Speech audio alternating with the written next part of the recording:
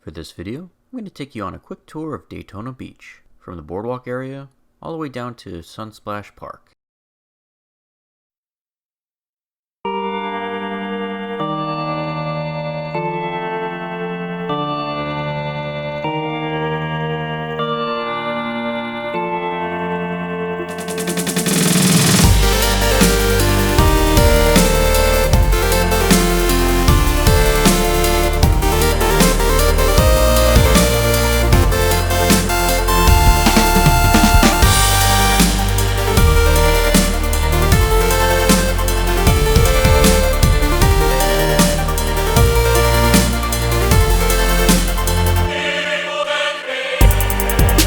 So about 20 years ago, when I was in college, I came to Daytona Beach for spring break, and it was an amazing place back then. I remember going to a lot of amazing attractions. There was a amusement park right on the beach next to the arcade, and it had a decent roller coaster.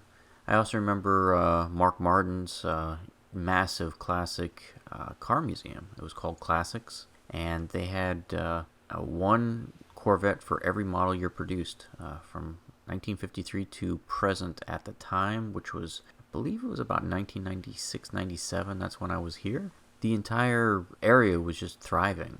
Spring break was very lucrative for them. There were hotels everywhere. There were tourist attractions everywhere, and the place was booming.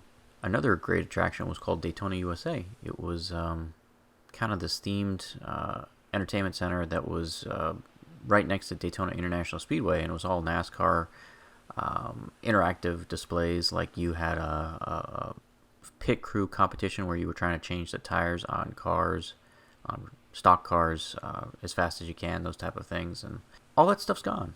Just a couple days ago, I was watching Herbie Goes to Monte Carlo on Disney Plus, and it was a saying that kept popping up in that movie: "They never come back." That kind of sums up Daytona Beach for me. A lot of those great memories of this place just don't exist anymore. And the last 20 years have not been kind at Daytona Beach.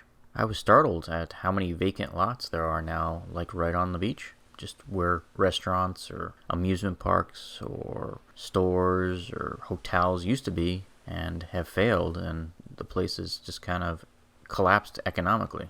And it's entirely self-inflicted. You know, Daytona Beach used to be the mecca of spring break, where all the college students would come here for a couple weeks and spend a ton of money, and that used to be their entire tourism industry. And at some point, the mayor and the city decided to chase all that revenue away, and now the place is starving. I mean, they still have Bike Week with the Harley Davidsons, but they're not getting anywhere near the revenue that they used to, and you can see it by all the empty lots.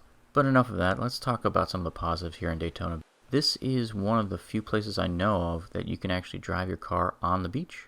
That's where NASCAR racing started. It was they used to race stock cars on the beach, and it eventually transitioned over to the dedicated racetrack. But that's how stock car racing all started, was driving up on the beach. There's still a handful of amusement rides here in Daytona Beach. Like, they've got the Slingshot and the Vomitron. I love that name. They named it after vomiting. It's kind of cool. They also have the arcade still here, and the arcade has great skee ball and all kinds of stuff. So there's still things to do here. It's just a shell of what it used to be. At least it was. I think this place hit its peak probably in the mid-90s, and those days are behind Daytona Beach now. There's also a really great seafood restaurant on the pier at Daytona Beach. It's the Joe's Crab Shack. It's a great menu.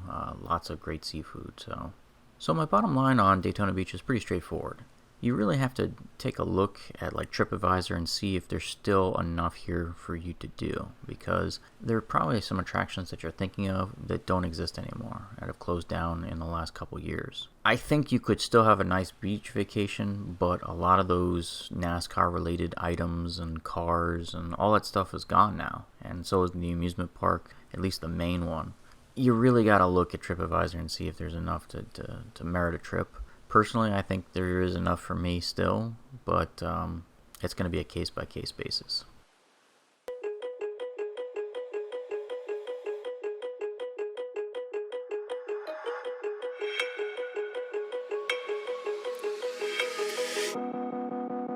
Woke woke up, told myself to push and never stop. I've been stressed out, watching both these hands around the clock. With my eyes wide, trying to get the panorama shot. Whole world getting blurry to me, answers getting lost. So I watch my back and keep it moving to the front. And remember that the world's yours, do it how you want. You've been waiting here for too long, think it's time for you to move on. Realize that there's real lies in these real times to be strong. I've been waiting all my life, and it was right before my eyes. Watching all this time slip by, now I realize. You know I've been waiting, you know I've been waiting, you know I've been waiting, you know I've been waiting, you know I've been waiting, waiting. But will you wait for me?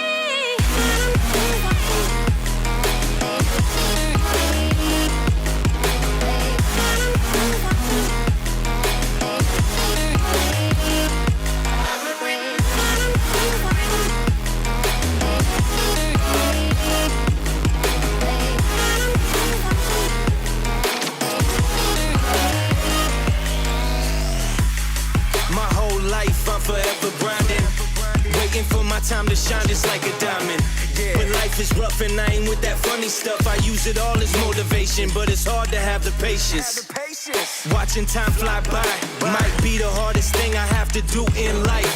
Frustrated that I ain't where I want to be yet, but I know that I'ma make it if I chase that check. Yes. Cause I done seen the time go by for too many years now when the stars were aligned. Cause I done seen the time go by. Yeah, I done seen the time go by. I've been waiting all my life, and it was right before my eyes. Thanks for watching this episode of The Adventure Shmup. If you enjoyed today's video, don't forget to like and subscribe. See everyone next week.